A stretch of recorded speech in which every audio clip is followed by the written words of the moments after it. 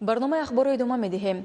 Кормандони Кумитаи давлати амнияти миллии Ҷумҳурии Тоҷикистон дар натиҷаи амалиёти фаври ҷустуҷӯи гурӯҳи қочоқчиёнро боздошт намуданд, ки аз онҳо 50 килограмм маводи нашъоварро ёфт ва мусодира намуданд. гузориши ҳамкорони мо дар ин хусус.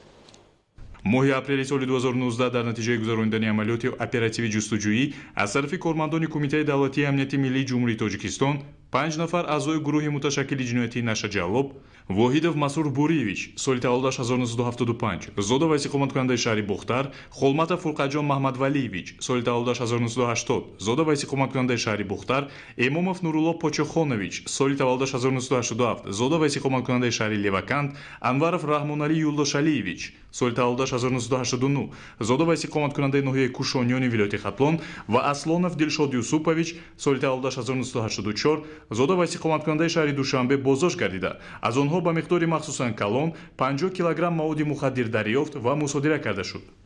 дар рафти тафтиши қазияи мазкур муайян карда шуд, ки роҳбари ин гурӯҳи муташаккил Воҳидов Масрур бо шаҳрванди Ҷумҳурии Исломии Афғонистон Сарҳаддӣ Абдулсамад, лақаби ҷиноятиаш Абдусамад, созиши ҷиноятӣ мебанданд ва сипас бо ҳамаслакони хеш маводи мухаддирро дар минтақаи назди сарҳадии ноҳияи Фархор дастрас карда ба таври қочоқ ба ҳудуди Тоҷикистон интиқол медиҳанд. кирдорҳои ҷиноятии номбаршудагон дар доираи парвандаи ҷиноятӣ бо моддаҳои 36 қисми 3, 200 қисми 4, 201 қисми 3 кодекси ҷиноятии Ҷумҳурии Тоҷикистон мавриди таҳқиқ қарор гирифта пурра ба анҷом расонида шуд.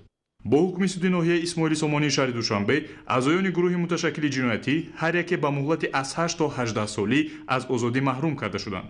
тавре мебинем унсурҳои олами ҷиноятӣ ба умеди дарёфти маблағи муфт ҳамеша омодаанд, ки ҷони ҳар як ҷавон ва дар маҷмӯъ сиҳатии сокинони диёри азизамонро зери хатар гузоранд. ҳолатҳои мазкур бояд тамоми аҳолиро ба он водор созанд, ки дар масъалаи таъмини амният, тартиботи ҷамъиятӣ ва бахусус мубориза бар зидди ҷинояткорону нашаҷаллобон кӯмаки хешро ба мақомоти ҳифзи ҳуқуқ дариғ надоранд. зеро дастгирии ин ниҳодҳо кафолати бехатарӣ ва зиндагии орому осудаи ҳар як шаҳрванд мебошад.